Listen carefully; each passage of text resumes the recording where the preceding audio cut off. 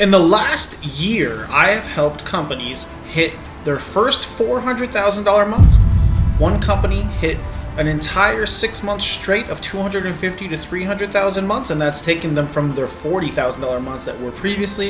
I've helped a company hit 20 straight $150,000 months, and I've helped two other companies crack their first ever $100 to $200,000 months, all using my Facebook ads system and testing strategy. Okay, we're calling it the rapid fire testing methodology, and this is the exact testing strategy that I've used for dozens of $100,000 plus a month online businesses. That's digital marketing agencies and coaching programs, and it's the one that I've used for our own business, multi-seven-figure annually company, for the last 5 years. And I'm going to teach you this whole strategy end to end on this quick video. As always, guys, this is a sequence of videos that we do here on this YouTube channel, 100% free for you guys. I'm just here to give away all my knowledge. If you watch all these videos, you will be able to make money. The only thing I ask in return is that you smash that like and subscribe button below this video so that you will actually get notified next week when I drop the next one out. Do that for me and drop your takeaways for this video down in the comments, and then get ready to get some shit done. So this video again is the testing strategies, the Facebook ads testing strategies used by 7- and 8-figure companies. How do I know? Because I'm the one behind the scenes using them a lot of the time. So let's dive in and get shit done. I'll see you in the video.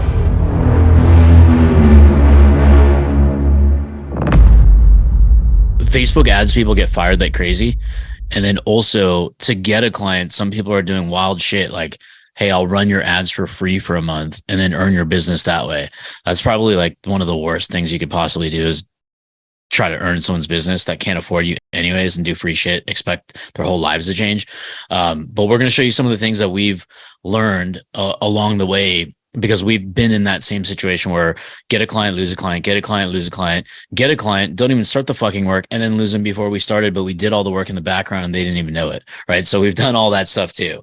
And we've also had those clients where it's like, hey, we'll charge you for your ad spend, we'll use our credit card for your ad spend, and then you want the whole refund for everything, otherwise we're gonna have a nightmare. So we're gonna prevent all that stuff. A lot of it is going to be what Cody's going to be teaching, and also a lot of it is going to be the communication and that art and science of setting expectations. Okay. That's one of the most important parts to any working relationship, not just Facebook ads. It could be any kind of marketing, but in humans, like fucking marriage, right? You got to talk. So with that being said, this one excites me because this is like almost like a unicorn. If you find a Facebook marketer or a paid media buyer that's worked with a client for more than a year, I would consider those now unicorns. So we're going to show you some unicorn shit. Is that cool with you guys? Awesome. All right, Cody, you get the mic. Hopefully I talked enough so you can check the groups. Yeah, we're in. I saw it already. So today, guys, like Mr. Rahul said, we're going to be doing some cool shit, I think. Anyway, I mean, I'm primarily a media buying person. That's my background. That's what I do. I run a lot of our marketing and all that kind of stuff.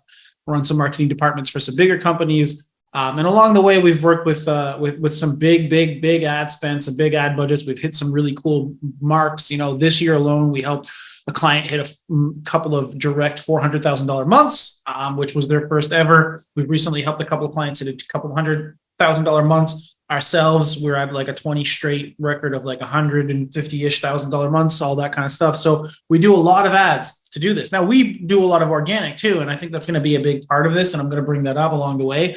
But specifically for today's topic, specifically for what I want to talk to you guys about today, you know, all of this ad spend that we've spent, I've got myself 10 plus years now of experience. Rahul, I don't know, like a million. He's pretty old. He's got a lot of experience. Every one of those grays is a year. Every one of those grays in his beard is a year he spent being a marketer, because that's how much stressful it is, right? And in that time, we've developed some really good methodologies. And today I'm going to go through one specifically that we use for every campaign. And if you guys ever question it or you ever wonder, right, we did some stuff, I think a really relevant interview, wherever you're watching this, it'll be in there somewhere, is one that I did recently with a student of ours, Mason Armbuster.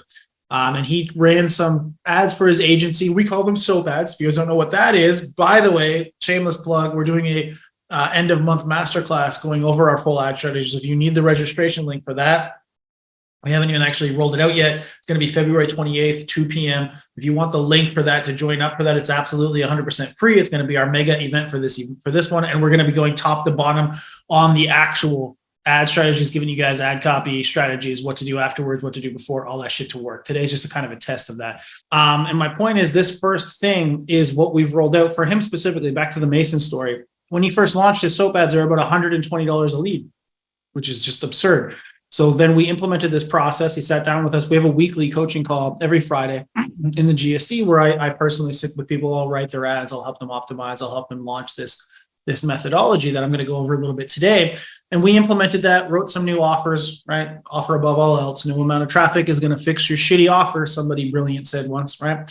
And what we did was we created and fixed the offer. We implemented this testing methodology today. And within a week, we had it from $120 all the way down to $10 a lead and sometimes sub $10 a lead, which allowed him to bounce back up from, I think he'd taken a dip to like 30K months. He got back up to like 70 once we launched that by implementing this correctly.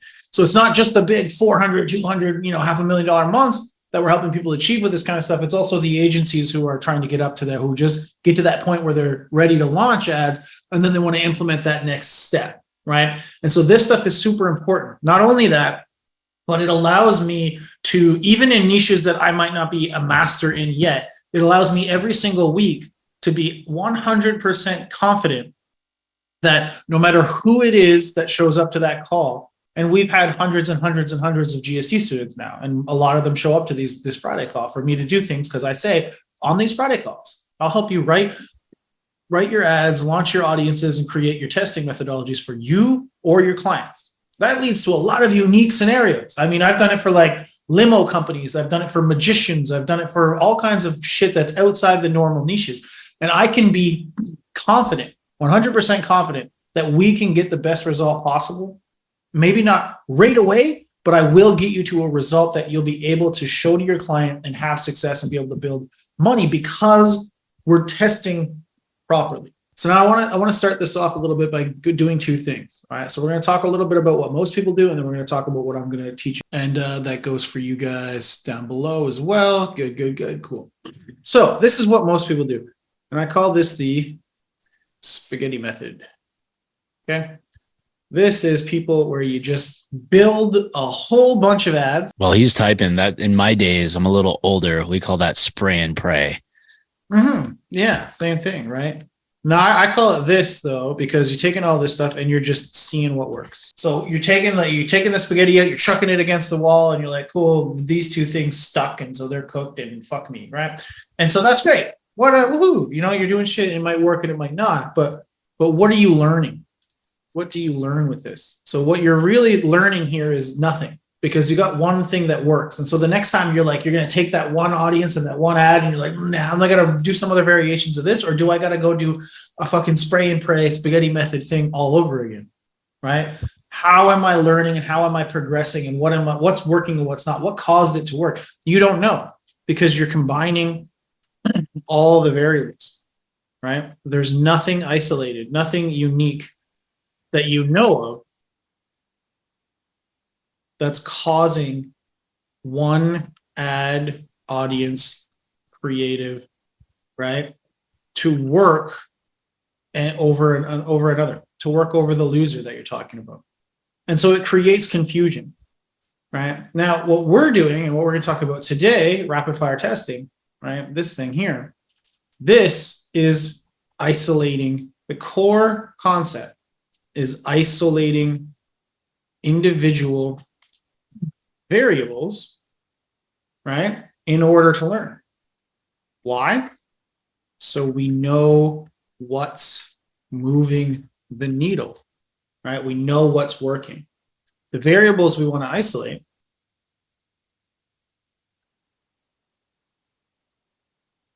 audiences, offers, and creatives. And creatives being image, copy, etc. Why? Well, I mean, if you know marketing at all, you know cliches, right? What is the whole purpose? Well, it's finding putting the right offer in front of the right person So if I focus my testing in the beginning stages on finding the right person, finding the right offer, and then improving upon it by moving the needle with different creatives, right? We're ahead of the game. Because now we know the right offer and we know the right people to put it in front of. And now that we have those winning variables, now we're only worried about things like ad fatigue, right? We're only worried about things like maybe I need to create something new because this is burning out. So now what I want to do specifically, right? We have an infographic that all the members in the main inner circle GSD people get over here. So in this infographic, I show them some basic audiences set up. But what we're going to focus in on today is right here. So you're going to ask yourself, okay, cool. How do we do that? How do we isolate individual variables, right? So what you're going to do is we're going to start with audiences. Why do we start with audiences? Because it's easy to create what we call a control ad. And a control ad can be as simple as starting with your restatement of a scary offer. So at a base level, if you're like working with realtors, you create a scary offer that's like 30 guaranteed buyer appointments that actually show up to the phone every 30 days, right? A big, bold, scary offer. Your ad, your control ad is just to take that offer and to put it on the ad, and that's it. No fancy shit. You don't need to write a long ass book. You don't need to create the most beautiful video ever.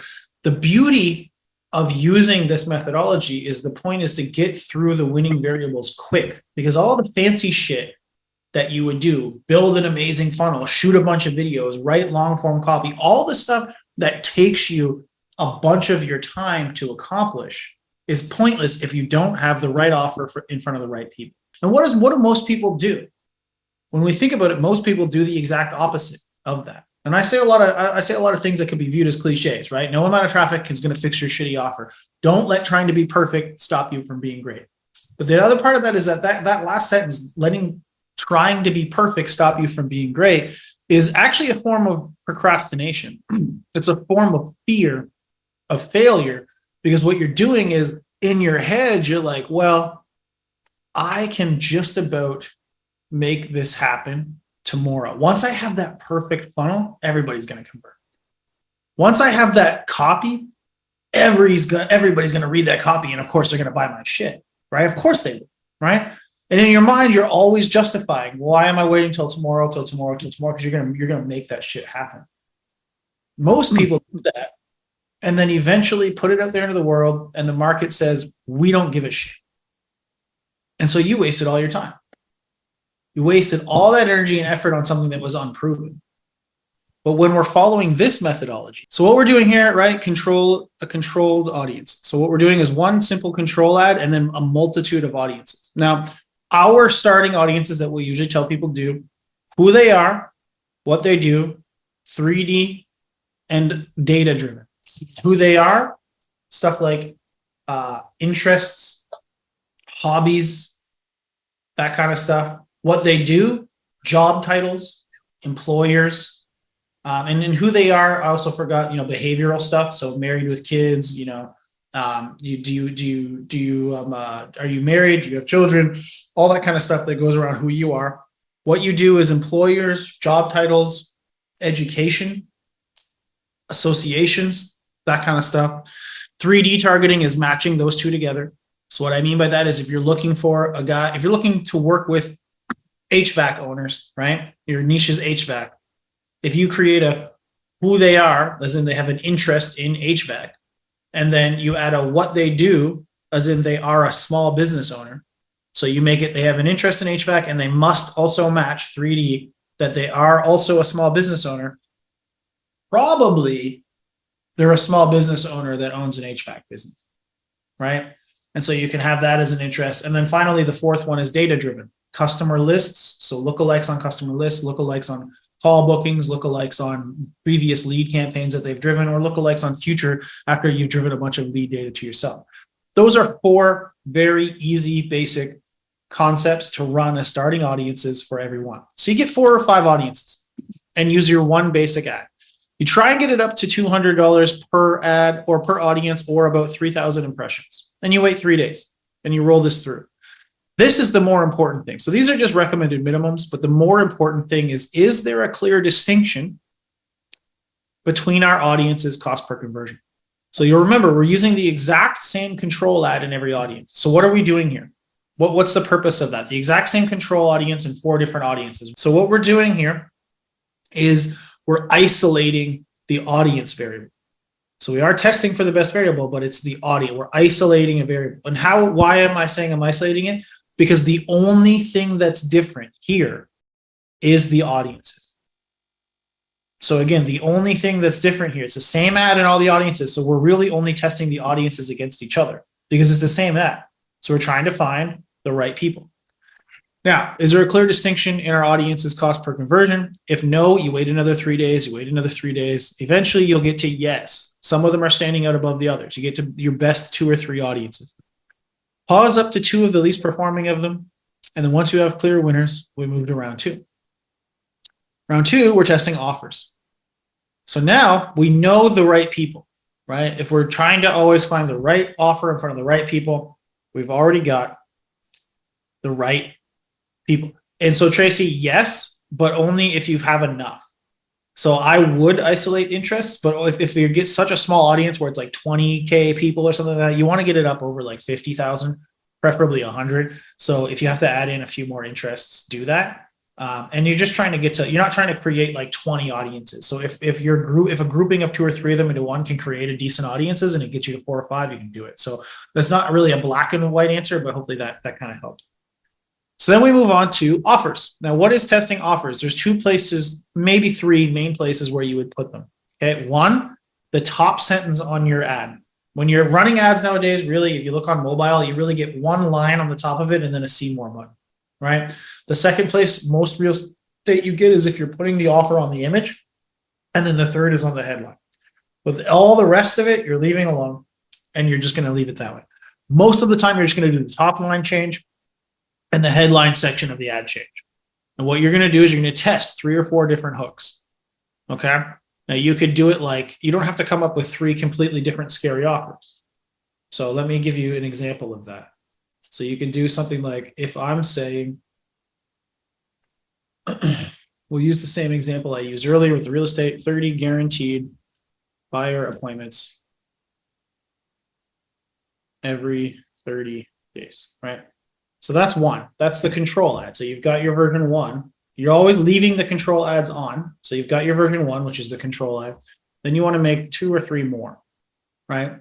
And so now you say, okay, I could restate it as, you could put it in a negative connotation, as in never like lose the leads and get 30 guaranteed apps in the next 30 days instead. Right. So we're just rewording it in a different way, or we can use an entirely different thing. Instead of buyers, we can go 15 guaranteed listings or seller leads, seller appointments in the next 30 days. Right.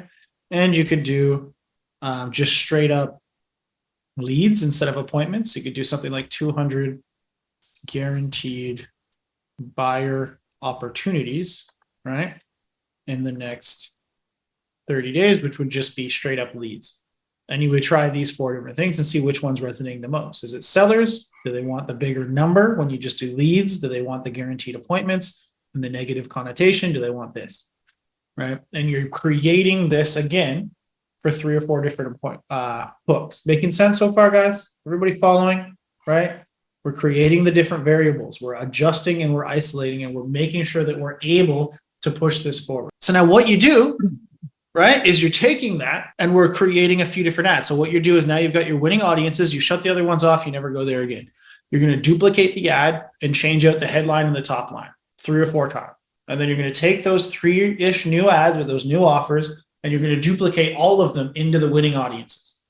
So now we have the winning audiences. We know those are the winning audiences. And now we're just creating one new variable that we're isolating, which is hooks and offers. Does that concept make sense? How I set it up and how I'm moving on to the next stage? Can you just repeat that step again?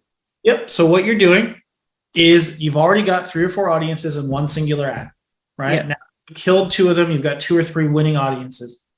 You're going to create 3 new ads inside that winning audience, but you're going to change out the headline and the offer on the top. Oh, Then okay.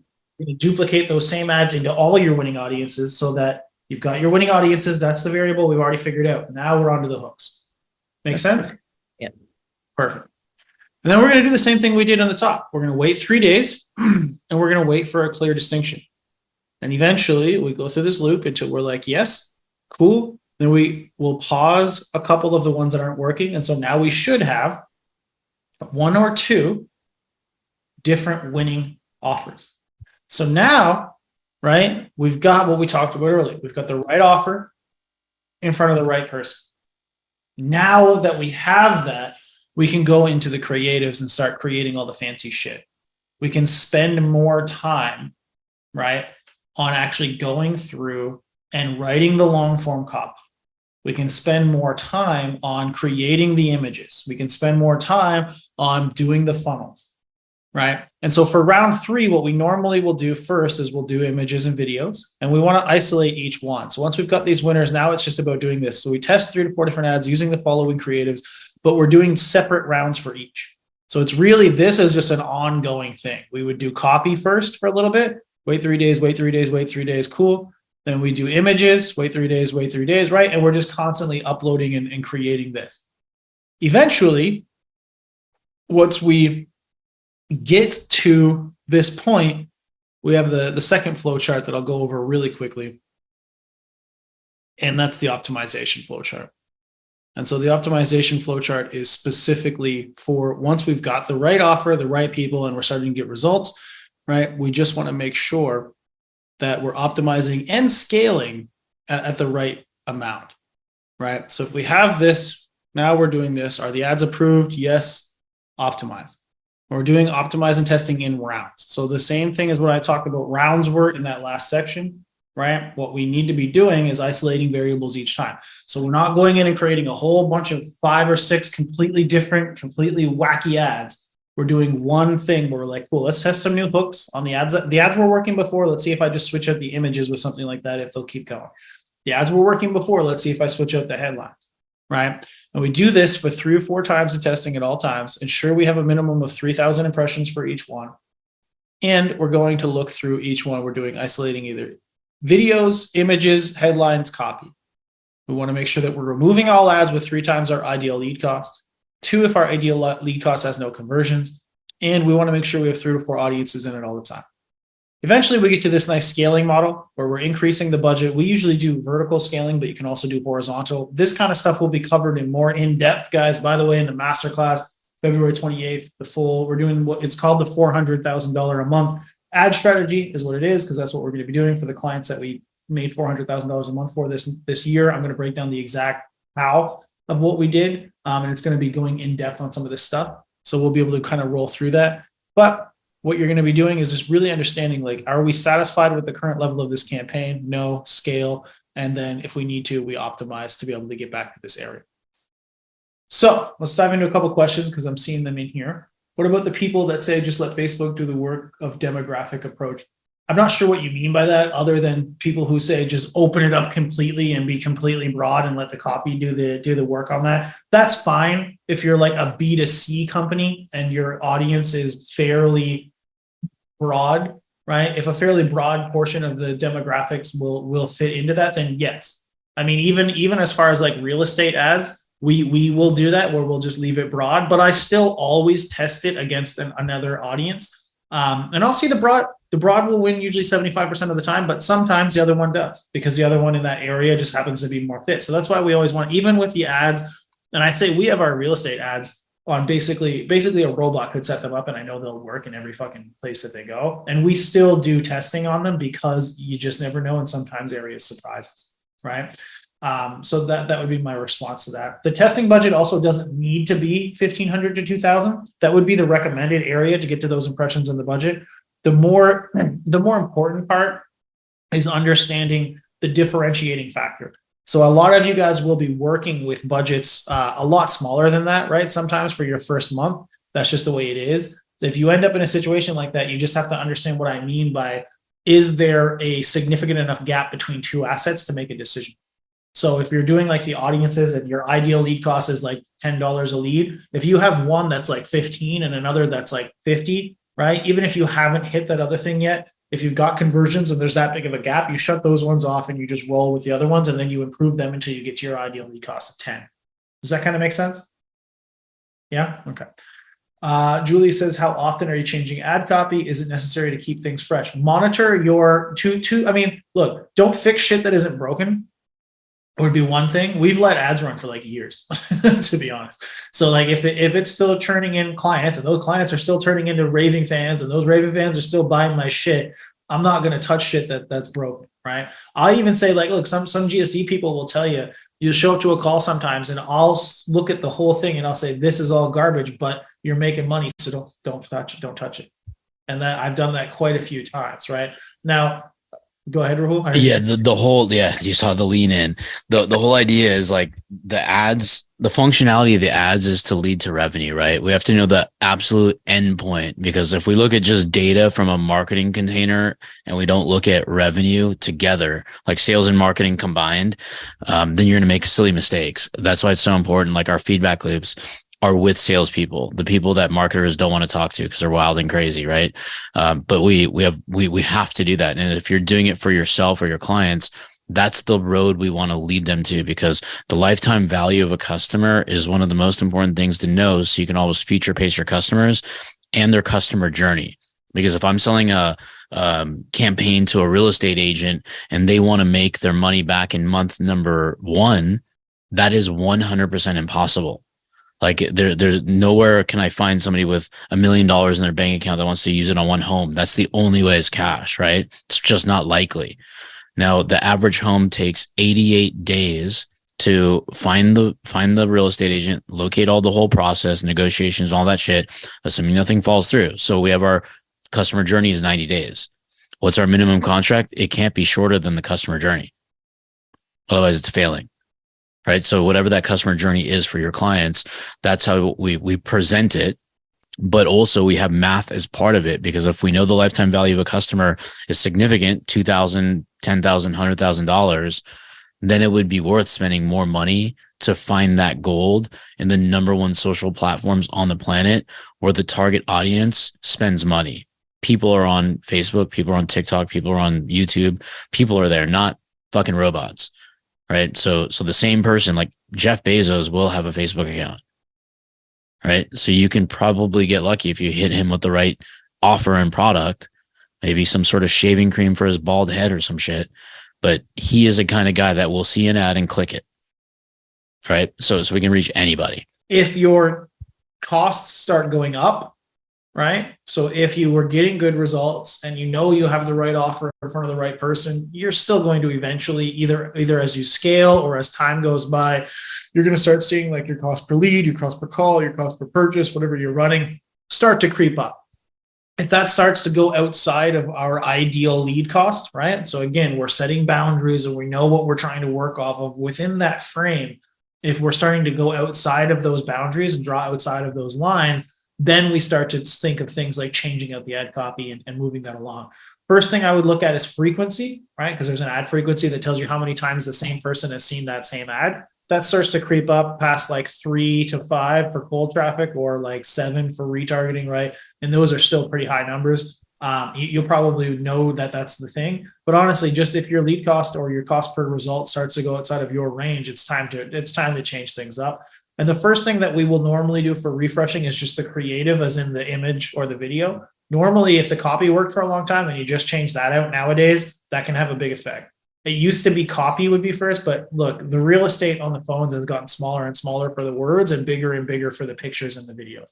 And so that's more and more, and especially once they took out the text rule, once they took out the rule of how much copy you could put directly on the image itself, it really made that the core piece for the advertisements, the core thing that you could do. So the focus would be on replacing that first, and that'll usually get you back to where you were, right? Because now you're like, I already know the right people are looking at this. I just need to get the right thing in front of them again and prove that. And so normally just swapping that out, making it a little bit fresh, making it something new that they're looking at will have a huge increase in putting you back to it. And the core concept here is isolate variables and learn, right? There's too many marketers out there that don't actually test stuff, or they think they're testing it, but they're just A/B testing the whole way through it. They're like, this ad versus this ad.